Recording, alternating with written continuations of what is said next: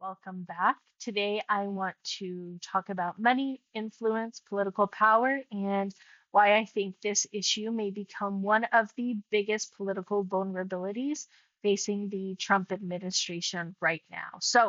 Over the last several months, the administration and figures like VP Vance have aggressively focused on the idea of fraud, waste, and abuse in government.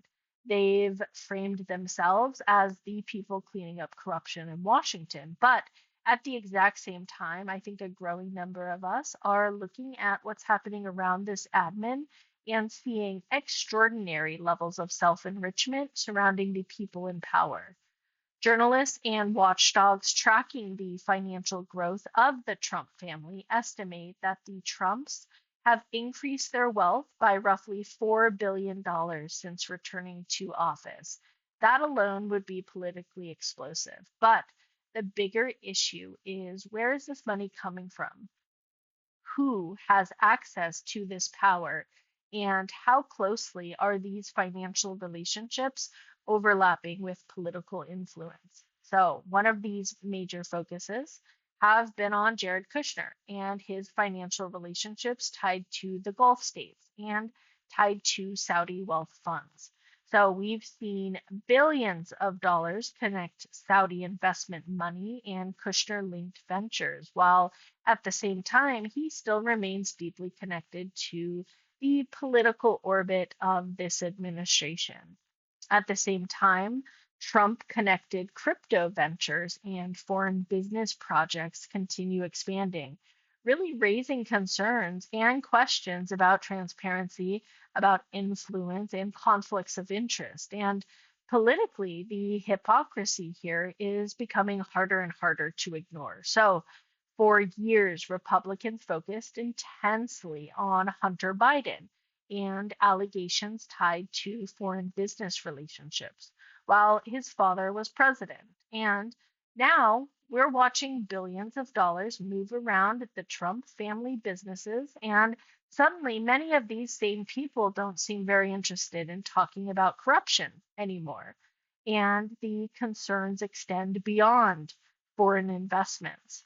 I think more Americans are starting to focus on public spending, on no bid contracts, on large government projects connected to the Trump aligned initiatives, and for good reason. So, one example receiving major attention right now is the Trump administration's Reflecting Pool project. So, this project was originally presented at roughly $1.2 million, and now reported costs have climbed dramatically, with estimates surpassing $13 million. And politically, that matters because people see it. People physically see this. To many people, it becomes a visible symbol of excess and vanity and spending during a time where millions of us are struggling with rising costs, with debt, with financial anxiety. And the same concern exists around the ballroom project, which is also tied to Trump. And costs there have ballooned alongside massive proposed taxpayer funded security expenses. And when people see politically connected companies receiving no bid contracts while public money moves through networks tied closely to administration allies, it really starts creating a very dangerous perception. And historically, this is where these issues become politically explosive. So financial scandals become more volatile, and ordinary people are already under economic pressures. People tend to view wealth and luxury very differently when groceries become expensive, when housings become unaffordable, when gas prices rise, when financial stress becomes part of everyday life. And that's one reason I think so many analysts have started comparing aspects of this government style to Viktor Orban and the system he had built in Hungary. Orban became known for consolidating political power, while allies and insiders accumulated enormous amounts of wealth through state connected contracts, through favorism, and through loyalty networks. Everything Trump is looking to build. And I think a lot of people are beginning to worry that parts of the modern American right are starting to resemble that model. Because the deeper concern here isn't simply that unethical behavior exists. The deeper concern here is that political power, government contracts, private wealth, and loyalist networks are all starting to blur together into one interconnected system. And historically, once that starts happening, institutions can erode very quickly. Businesses become less confident when political loyalty matters more than fairness. Investors grow hesitant when governments appear unstable or compromised. And the public trust starts collapsing when people believe the system mainly benefits insiders instead of ordinary Americans. History has shown this repeatedly.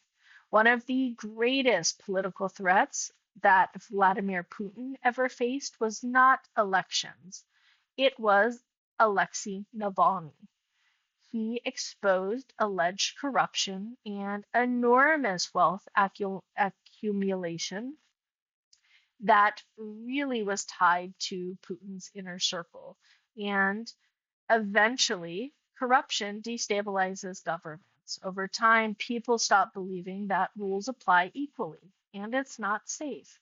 And that's why all of this messaging around fraud and abuse matters so much right now. So, personally, I think the administration understands that financial influence and self enrichment could become a major political weakness as economic pressures really grow on Americans. So, instead, the strategy becomes accuse our opponents of corruption first.